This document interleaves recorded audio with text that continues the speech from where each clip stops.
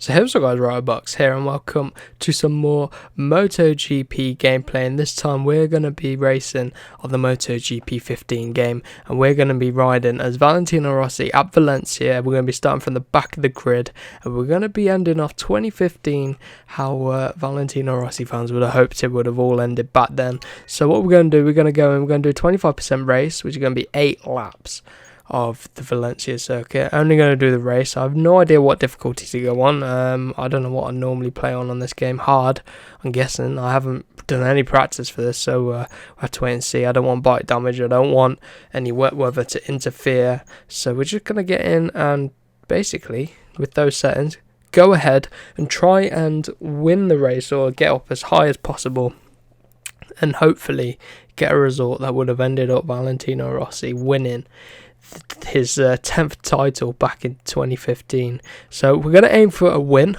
8 laps from the back of the grid. It's MotoGP 15, and let's see if we can take the win for Valentino Rossi. Right then, here we go. As you can see, this track looks pretty different to what you're used to on MotoGP 18. So for MotoGP 18, Milestone did actually scan all the tracks, and they did upgrade their graphics engine, so we do notice that now, looking back at the MotoGP 15 game. So that's pretty interesting. Obviously a very different style of menu. Where basically the rider sat down, go talk to his engineer, go out on track, pick up his helmet, or take a look at the session info. So what we're going to do, we're just going to head out straight to the race. We know we're starting from the back of the grid. It's going to be a tough one for us. You can see our teammate Jorge Lorenzo, second place in the front row of the grid. Marquez on pole, and Dovi as well up there. Vinales obviously was at Suzuki back when it was 2015. So very interesting times ahead. Let's see then as we go out on the warm-up lap, starting from 25th position, the 9th row of the grid. Can we do it for Valentino Rossi, starting from the back of the grid? Watch this be on the difficulty be way too easy, and when we make it up the field really easily. I can see that happening, but we'll wait and see. We've got a long ways to go, about a minute and a half lap time you're looking at on this game. For around here, we're already making our way up behind Jack Miller up into P18, and already the game feels so different. Got to get used to the older style handling model. Obviously it's less advanced than what we've got for MotoGP. Oh, okay, yeah. As you can see there, just spun up the rear. I'm going to use a cheeky flashback just while we get used to this game again. Got to get used to the different traction control systems, and look how weird this handling is. Come on, we've got to get used to it. So we're going to put in some use the first few laps as some practice, trying to squeeze our way from Hernandez and Redding. Putting down the power, very difficult. All over the back of Barbara. See if we can get through on him here. Put the power down. The Yamaha in 2015 was a very strong bike, and it was, well, yeah, it was definitely the quickest bike out on the field. What a difference that is nowadays. Since then, they've really struggled. So maybe you could say Lorenzo did a good move leaving, but then he did struggle himself at DUCATI, and now at Honda he's struggling again in the 2019 season. But the Yamaha in 2019, it's doing okay. I don't think it's the strongest bike, but Rossi making it work. He's currently a second in the championship. But at this point in 2015, after the bit of a kick incident with Marquez at the previous race at Malaysia, Valentino Rossi had to climb his way up through the field to try and get a decent result in order to take the championship, which he obviously didn't. He came pretty close, but Marquez and Lorenzo, they're much quicker on the day than him, and Rossi struggled to make it up through the field. We ran a bit deep into turn 1 there, and as you can see now, the further up the field you get, the harder it is to overtake everyone. As we do a decent job around the outside there, and we're up into the top 10 now. So a few laps to go. Got about 6 and a bit laps to go. Trying to get our way underneath of Bradley Smith on the Tech 3. Obviously Tech 3 used to be a Yamaha bike, and now it's obviously KTM. But there we go, find our way up into P9. Alicia Sparger on that Suzuki. Can we find a way past? Right, as we're coming to end lap number 2, we need to start making up some more positions. I can see our team, oh my god, a bit of contact with Aleix Espargaro there, but we get underneath of who's that? Crutchlow and Petrucci. Good little move there. No idea what's going on with this camera. There we go. Braking into turn number 1, a little bit hot on the brakes, so don't want to end up folding the bike, folding underneath us, but we don't. We get away with it. We're already up into P6 and onto the back of Pedrosa and Andrea Iannone. Obviously, Iannone used to race at the factory Ducati team, but I'm really struggling with the rear end on this bike. It's a very odd sensation. Hoo hoo hoo, you see what I mean? Wish I'd have put traction control on now. Look at the rear trying to step out on us, but we're getting away with it. Heavy on the brakes as we come through this middle sector. Oh, try and put down the power. Danny Pedrosa on the Honda. Obviously, Danny Pedrosa retired from MotoGP at the end of last season. So it's nice to see him back on the grid, and nice to see Iannone back on that full factory Ducati. It was the year he headbutted the seagull at Phillip Island. So it was a very interesting season, 2015. Probably my favourite season in most recent years. Lots of drama, lots of entertaining races, and Yamaha doing really well that season. So let's see then. Oh, look at that, getting all over the curbs. Dropping it down the hill into the final corner.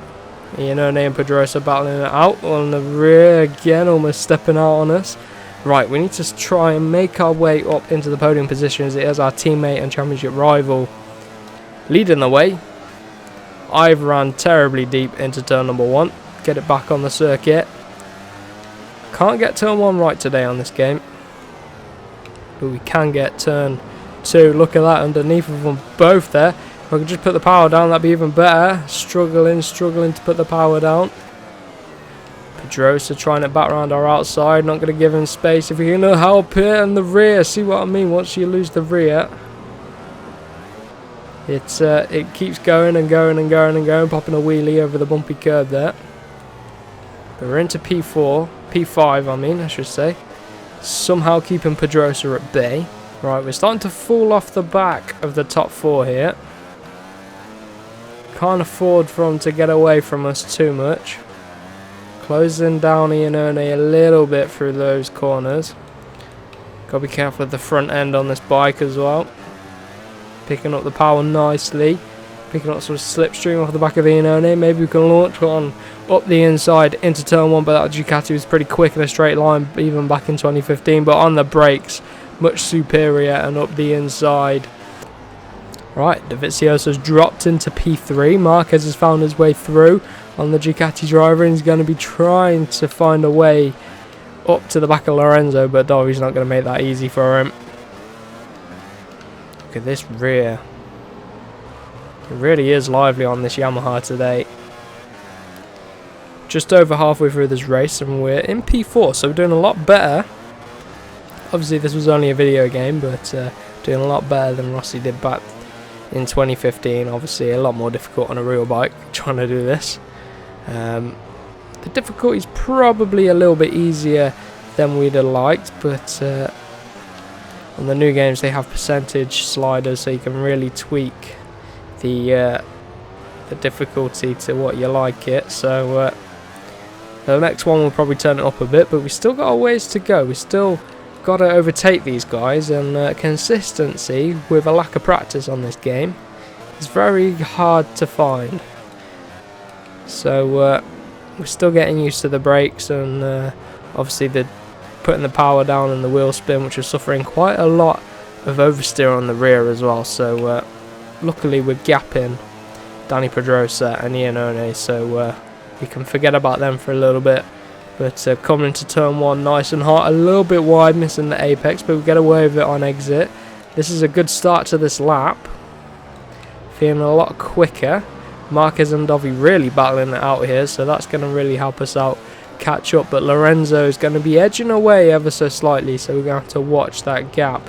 And we can't afford to get stuck behind these guys battling, or else our teammate will really be gone, and he definitely will win the championship if he wins. But here we go. Can we set one up the inside of both of them in one corner? Yes, we can, as long as we can hold it on exit. Put the power down. Nicely does it. And now onto the back of Jorge Lorenzo. And if we overtake him, we will be able to win the 10th title in 2015. But we've only got 2 laps to go after this one, so we've probably got a lap and a bit to catch up, and then on the final lap we're going to have to really go for the overtake. But it's all going to come down to the wire, especially with Lorenzo leading. If Lorenzo was behind us at this point, we'd be okay. But he's just ahead of us, and we need to try and close him down. To the back of Lorenzo we go. Oh, I was thinking about someone up the inside, but I'm going to get a screenshot for the thumbnail here. Right then, as we unpause it, let's try not to knock Lorenzo off. Well, we can't get up his inside there. And we found ourselves right on the back of Jorge Lorenzo a little bit sooner than we'd have liked. So we're going to give us a bit of time to really plan our attack on the back of Jorge Lorenzo as we send one up the inside a little bit too hot. Can we hold it a little bit wide there at turn 1?